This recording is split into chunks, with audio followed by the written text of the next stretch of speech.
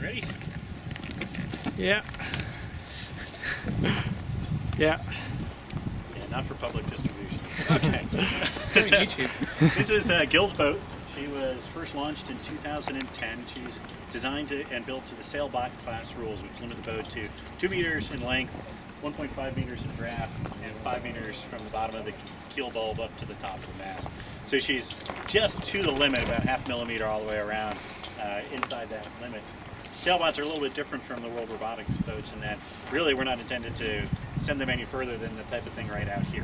So they're not really ocean going, although this boat has done a 21-mile voyage across the Chesapeake Bay and back. And that was actually intentional. It wasn't just that she took off. So what's interesting about Gill, she was completely designed and built and operated by the students. Everything you see on here was student designed and made. The hull is a foam core that was carved out on an NC machine. She has one layer of 5-ounce carbon on the outside, one layer on the inside. Since last time in Germany, where it was a little bit shallower than this boat was intended, we did a keel design. This one is actually a titanium keel. We had a student who wanted to explore low-cost titanium manufacturing. Basically came up the same price, within a few bucks as our stainless steel keel, so we did one before.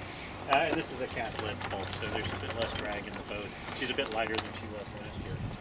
This is our medium air rig with a relatively small jib and a manageable main.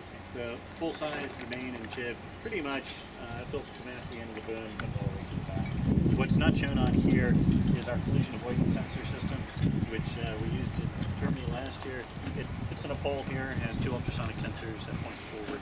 And that actually is currently in Annapolis, but hopefully will be on an airplane tonight to get here. One of the design features, yep, right there.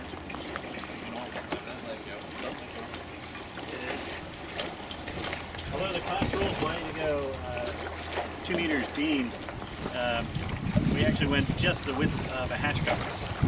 We found these to be particularly watertight hatch covers, so the deck is exactly the width of the hatch cover. We'd like to make the boat as narrow as possible. And this makes it watertight. This boat underwent a watertight integrity test when she was new, and then we put her in a towing tank, sank her down 3 feet with weight, and left her there over the weekend, and she came up completely dry. Since then, however, we've drilled about 30 holes in her, so she isn't as dry as she is. We'll let Man Hamlet here, and along with Jeff Rossman, Matt's going to talk about the systems. So, I'm just going to stand up. On board, the heart of her is a Rabbit 3000 microprocessor. She sits on the custom breakout board. We have basically RC style controls for the servo, and then a sail winch that was built for model sailboat racing at the upper end. Switches on deck so we can turn her off. Power management is always important. We have the RC controller and an XB radio interface in the back. We talk serial with her, but we don't do any Wi-Fi or any communications like that. Wind sensor up top, marine grade compass below that has some dampening in it. That was and we used to have different voltage meters on deck so we could see what the stats of the batteries were. We were also used to broadcast out the voltage when we did the trans-peak so we can kind of monitor her, but those are off for the time being, and as we said, we're going to get the 2 ultrasonic sensors shipped in overnight so we can plug her in and see how well we can do some collision avoidance, because she's a dock seeker, that's for sure. Yeah. One of the other thing we changed over the last year is we moved the sensors from the mast to an aft mast, which allows a lot of easier testing, plus improves our stability.